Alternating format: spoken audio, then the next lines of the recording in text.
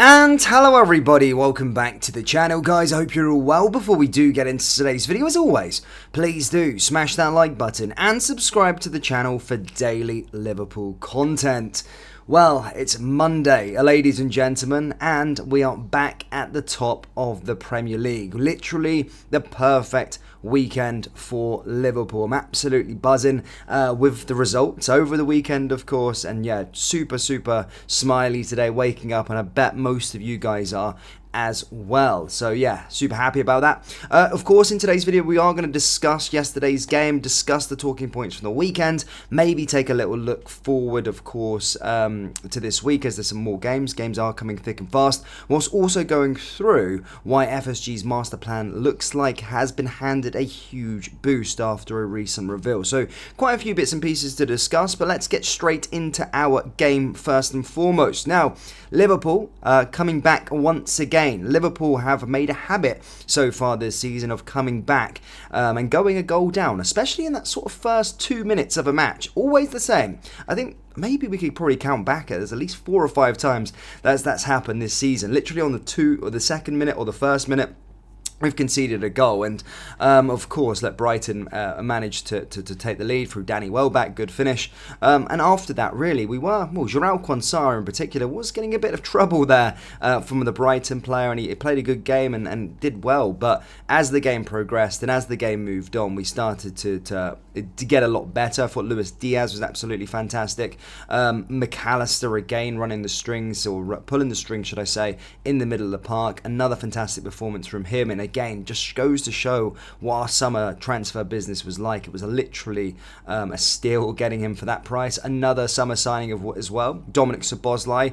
Again, I thought he was fantastic in the middle of the park as well. And to be fair, I felt like our midfield won us that game in particular, in terms of they were the controlling and made it easier for our sort of attacking players and our defensive players. Now, of course, going through to Luis Diaz getting another goal. Luis Diaz looks like he's getting better and better as the weeks go on. Of course, did have that injury, has been a bit iffy so far this season. Some fans even calling for him that he's not been good enough and want him dropped.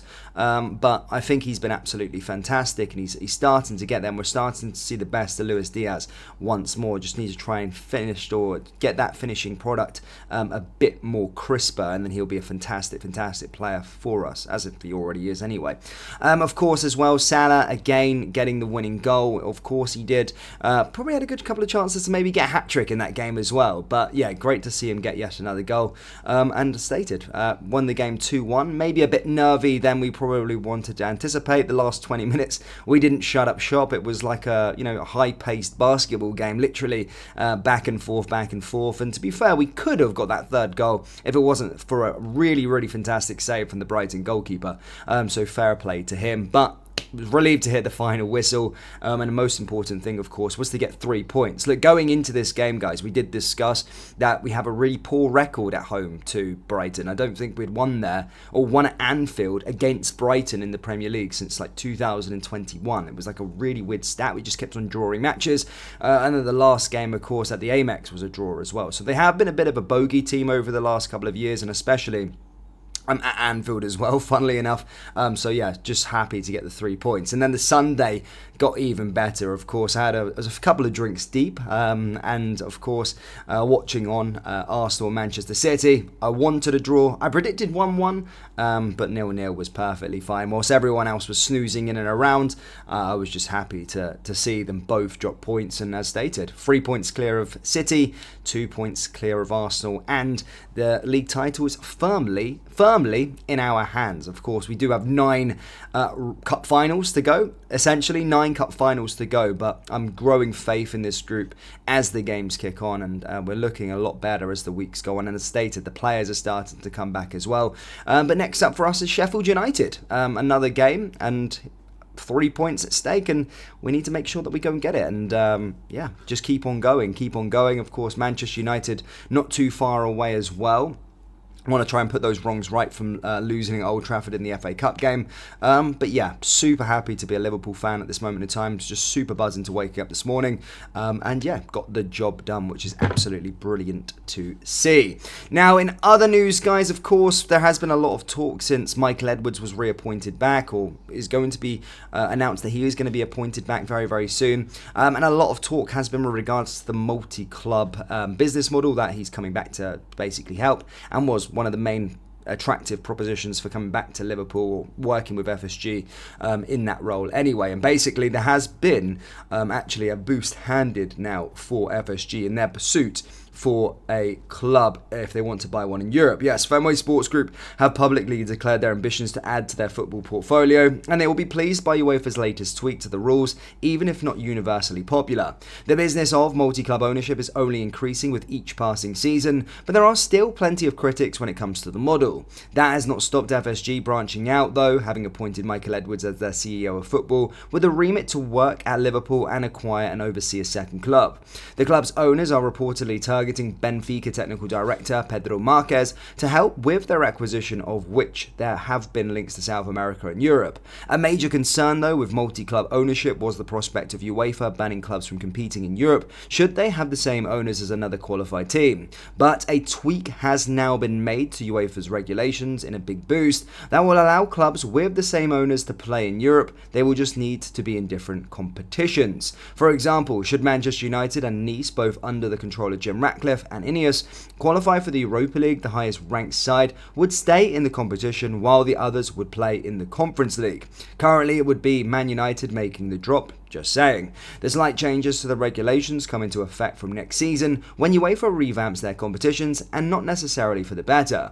The loosening of the regulations will not be popular for many, as it is a slippery slope and integrity will always be questioned, but Liverpool clearly feel the multi-club model is the way forward. Edwards did explain after his return, "I believe to remain competitive, investment and expansion of the current football portfolio is absolutely necessary." So yeah, that has always been this kind of grey area at this moment in time. It has been well documented, and to be fair, it is our business now, because you're starting to see that things are moving very, very quickly with regards to Liverpool trying to acquire another club. And of course, when you're owning a multi-club network, you do want to have maybe a network in Brazil that's being said, or South America that's being currently said, in their homeland in the MLS, in the United States as well, is also being said, and then of course one in Europe, which would probably be a more of the feeder club to Liverpool, probably the second club, if you like, to Liverpool, where, you know, academy players, players that are coming through the chain or through the conveyor belt, are going to develop the most, and then that's that sort of next step up to Liverpool and getting into that team. So yeah, a good boost on that front.